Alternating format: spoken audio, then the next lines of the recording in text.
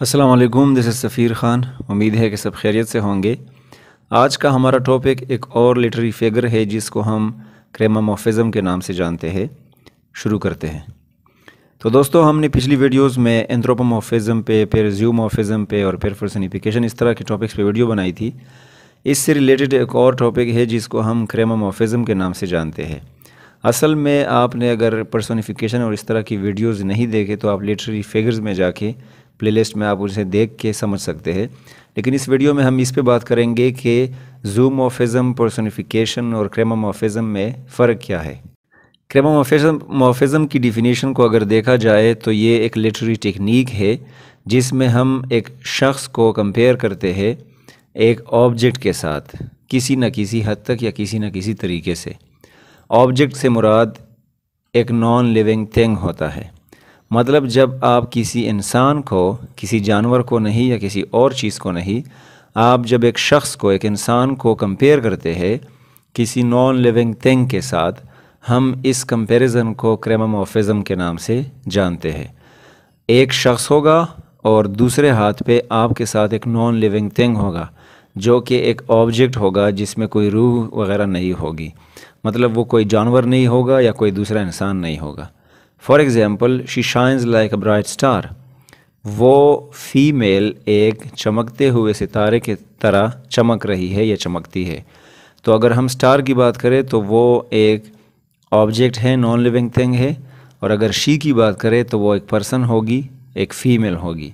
तो इसको हम क्रेमोमॉर्फिज़म के नाम से जानते हैं जब हम एक इंसान को किसी नॉन लिविंग थिंग, ऑब्जेक्ट के साथ कंपेयर करते हैं।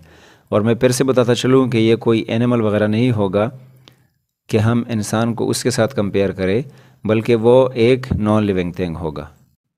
इसके मुकाबले में अगर आप ज़ूमॉर्फिज़म को देखें, उस पर मैं वीडियो भी बना चुका हूँ।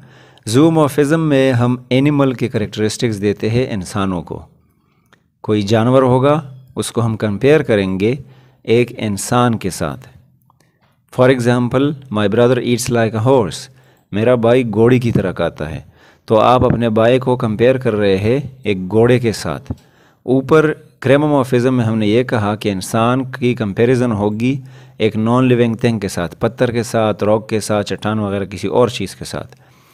इसके मुकाबले में अगर पर्सनिफिकेशन पे बात की जाए तो वो एक लिटरेरी लैंग्वेज है जिसमें हम नॉन लिविंग थिंग्स को इंसानों की खुसूसियात देते हैं। अगर क्रेमोमॉर्फिज़म को देखा जाए तो उसमें हम इंसानों को नॉन लिविंग थिंग्स की खुसूसियात देते हैं। In comparison to that, personification में हम नॉन लिविंग थिंग्स को इंसानों की खुसूसियात देते हैं। ये उसका बिल्कुल अपोजिट है, उल्टा है। मतलब ये है कि अगर ऊपर हम कहते हैं कि she shines like a bright star, वो एक चमकते हुए तारे की तरह चमकती है, तो इसमें एग्ज़ाम्पल हम ये देंगे कि वो सितारा एक खूबसूरत लड़की की तरह चमकता है, या इस तरह कोई और। मतलब हम नॉन लिविंग थिंग्स को कंपेयर कर रहे हैं एक लिविंग थिंग्स, या उसके खुसूसियात हम इसमें डाल रहे हैं। क्रेमोमॉर्फिज़म के दूसरा एग्जांपल ये होगा, अक्सर हम कहते हैं कि ये शख्स चट्टान की तरह मजबूत है या स्ट्रॉन्ग है।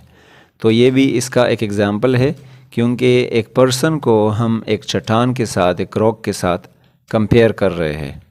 सो आई होप कि असल में जो टॉपिक था क्रेमोमॉर्फिज़म, आप उनको समझ गए होंगे कि इसमें ज़ूमॉर्फिज़म में और पर्सनिफिकेशन में क्या फ़र्क है।